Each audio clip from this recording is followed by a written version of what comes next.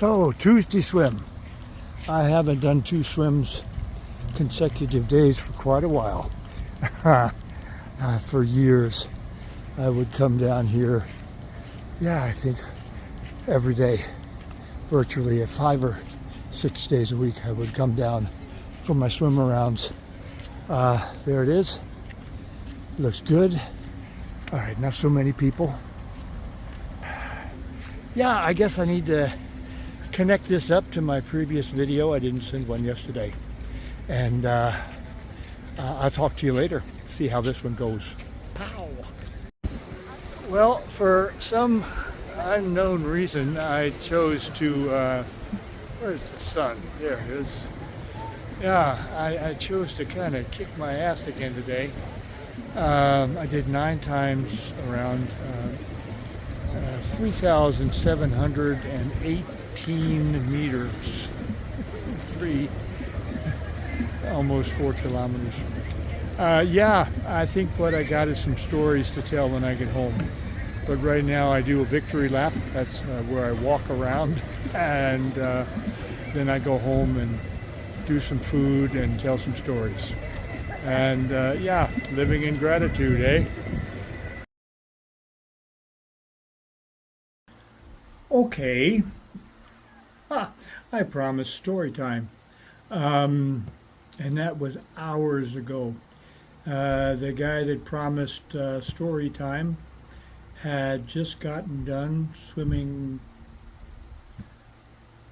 3.8 kilometers.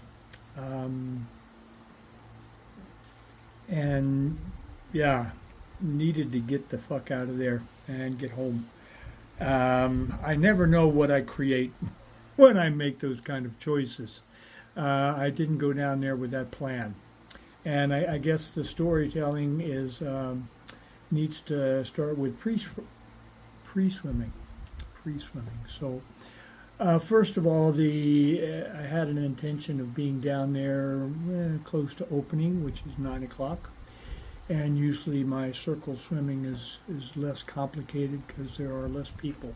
When I say circle swimming, you'll see it when I send my picture, post my picture inside of this video. The perimeter of the pool is a little more than 400 meters.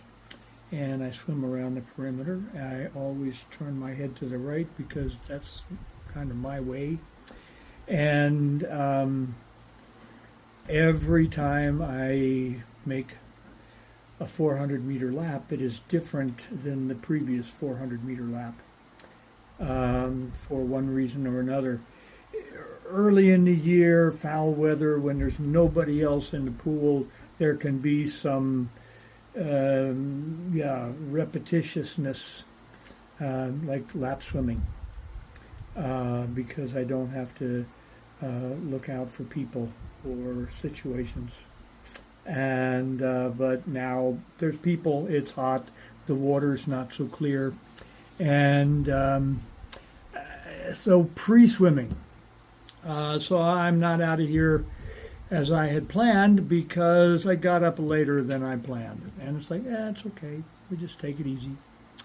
And then I had an unexpected visitor came to the door, someone I hadn't seen for a while, and we had a really nice talk and very touching. And it's like, that would not have happened if I had left here at 9 or a little before. I needed to be here for that to happen. And I'm very grateful that I had that opportunity to share some time with my friend. And then going down to the pool, dealing with my thinking, now it's even later. It's like, it's going to be what it is. And if we need to not swim big circles, but swim 50-meter laps, I don't care for it so much. 50-meter laps are simple. You don't have to look out for what's coming on from the outside, because there are people diving in and there's people walking in. There's many places where there are stairs and ladders and things where people are going into and out of the water. and as the water is, as I say, not so clear right now, it's a little bit more difficult to be aware of what's going on around me. And but anyway, so yeah, taking myself down to the pool, and found I had a place on my bench. I've talked to you about my bench before. Thought I heard something here, little voices. I have earbuds everywhere, so that'll happen to me sometimes. Like, what's that? Anyway, I get down there to my bench, and I got all my stuff. I got lots of stuff. I'm a bit complicated, and that's the way I do it. And I have an MP3 player that works underwater, and couldn't get that to go. But guess what? I carry a spare one, and but it's like I was really working on getting my primary pair going, and it's like, yeah, look at you, you're not in the water yet, and there I look up, and yeah, more people are coming, and anyway, I just like it will be what it will be, and so then I go to my backup MP3 player, and I get myself all organized, and I look in my bag that has my ear plugs and my nose clip, and I always carry 2 nose clips, and I'm missing one. It's like, oh, I wonder where you are, and you're still not in the water. Anyway, it's really interesting to observe and experience me. And so anyway, I get my ear MP3 player on, and my nose clips, and my cap, and I have a heart rate strap that I wear around my chest, and yeah, I'm ready to go. And I get in the water, and it's like, oh, what's going on here? You know, I don't have my I wear a neoprene shorties, just the legs, the bottoms, and I realized I still had my shorts on over my neoprene swimming trunks. Got in the water with my shorts. So back out of the pool, lay down my shorts on the deck. Everything is getting pretty hot. I think, well, you know, that'll dry out a little bit. Squeeze out the water. Get back in the pool. And because there are so many people in the pool, I said, I am just really going to go at a slow pace. And I did that. And I was just able to move. And noticing that every time I go around the pool, it's different. You know, there's these people are there, and then the next time they're not, and then there's children, and then there's not, and it's just like life. You know, I see that you know, for me to be peaceful and to just to move in a rhythm that supports my peace, and that I do have to look up. Yeah, you know, there's 2 settings on my watch. There is pool swimming, which will be identified by 25-meter laps, 50-meter laps, whatever, and there is open water swimming. And open water swimming is the speed and the distances are done by GPS.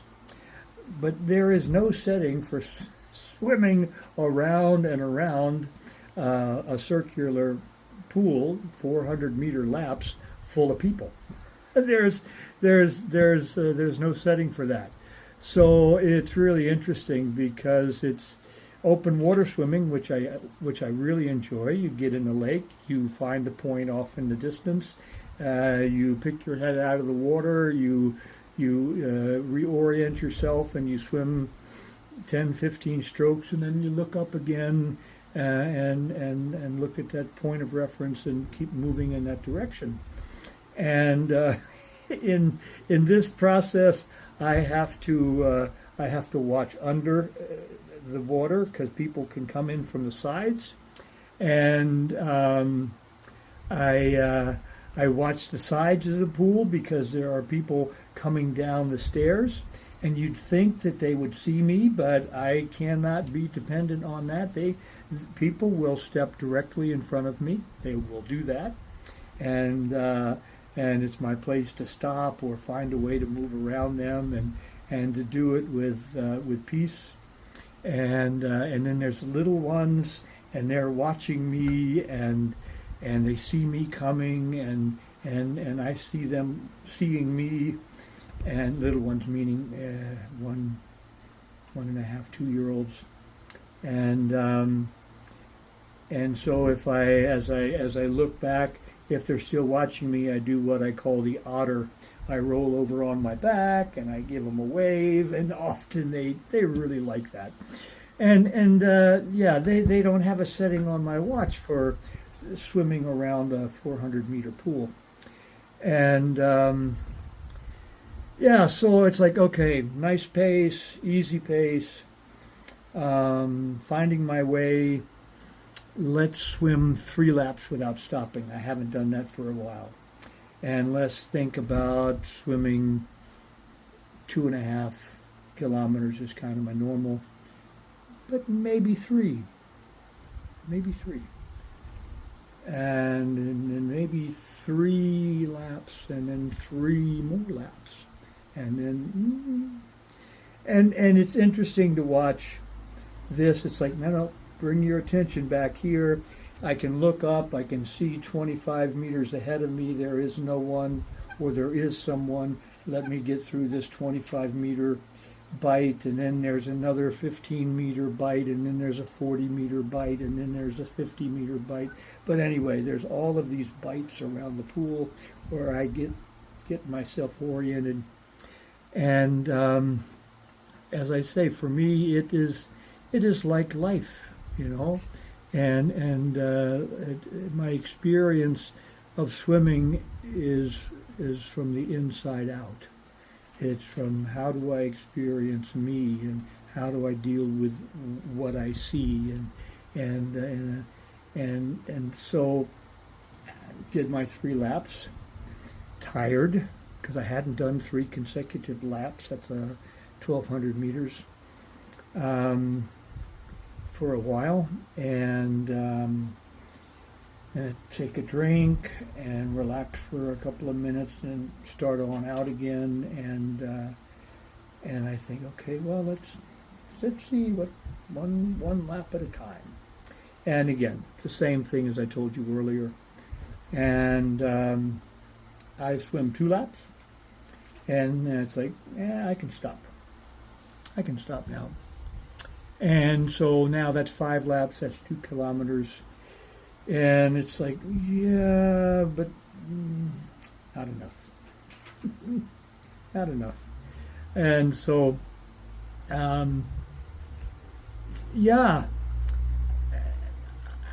Why? Why do I say 2 more laps? Why do I say 800 more meters? I'm not training for anything. I don't feel like a better person for swimming extended periods of time, but it's like, yeah, come on, let's go. I don't know what this next lap will look like. And again, more people are coming in the pool all the time. And yeah, this is a long story. And so to make it a little bit shorter, I ended up swimming 4 more laps, 3.8 kilometers, 9 total. And why? I created a really tired guy. I had amazing experiences. And I came home and had myself some food and relaxed and did some things around the house. And I don't know if there's any real point in this talk, except that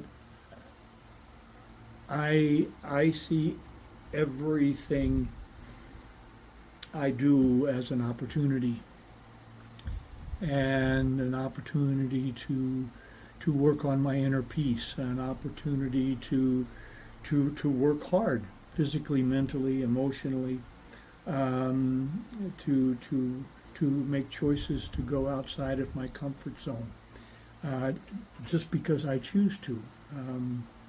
And when I was speaking with this friend this morning, I said, I have figured out that the only time that I'm ever not in peace is when I forget that I'm amazing, and that the essence of my being is indescribable, that I have been through so much and I will continue to go through so much, and I have a choice as to how I choose to see this.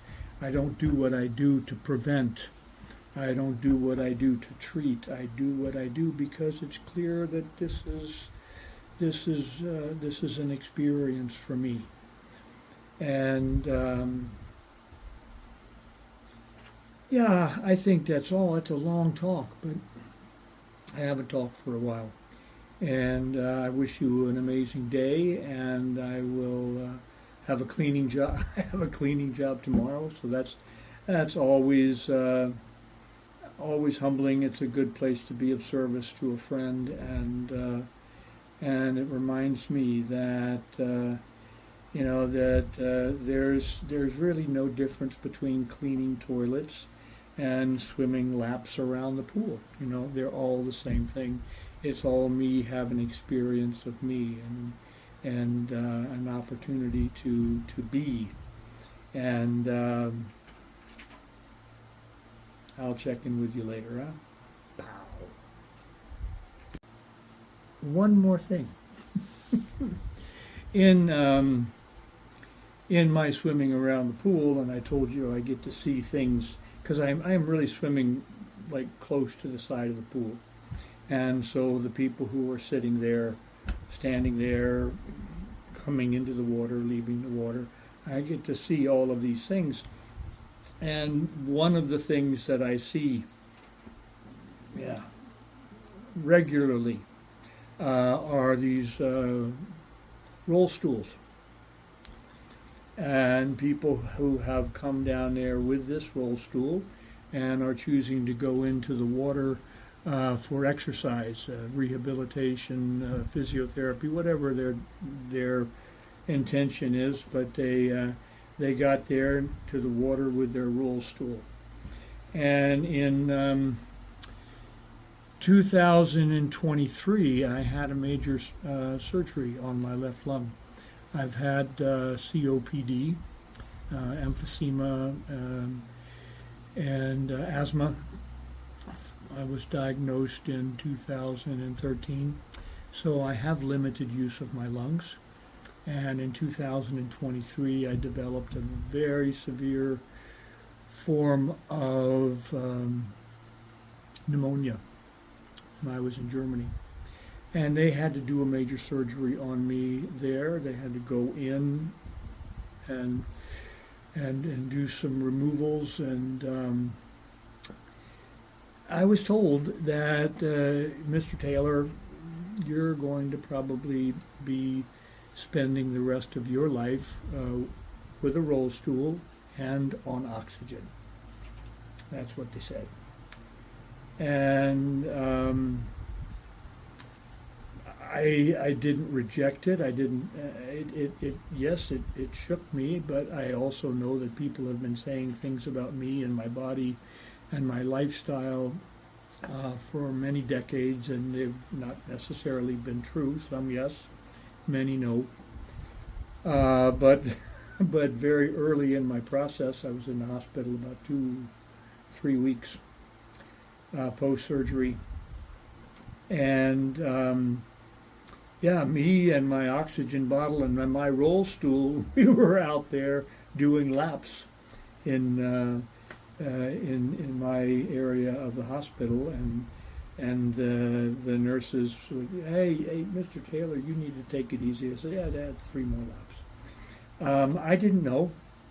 I didn't know. I was not doing these things, believing that this would take away my need to be on oxygen, or that I could leave a roll stool. But I need to see myself working. You know, I need to see myself doing things that I believe are good for me. And often it's things that are difficult and challenging, and to do it with an open mind and an open heart, and again without necessarily an attachment to a particular outcome, not a goal. So I might say, okay, I'm going to do 15 laps, but I may say that and do 19 or 26 or 8. I don't know, you know. But I don't get attached to these things. But it is a thing that I see that reminds me that you know, these messages that I've gotten from other people about my limitations or my challenges. Yes, they are with their intentions, giving me their opinions. And I think that whether it has to do with a medical opinion or a psychological opinion or a spiritual opinion, that's their opinion. And I choose to think that their intentions are good. But I know that I have an inner guidance system, and I am a unique being, and I choose to believe that about all my brothers and sisters. And I choose to believe that I'm on a path. I choose to believe that we're on a path. And for me to see the light that is in me and my brothers and sisters is the only human work I have to do. So, but I do get these reminders of you know, what people say is what people say, and how I choose to live my life is based on me. So I wanted to add that at the end. Later, huh?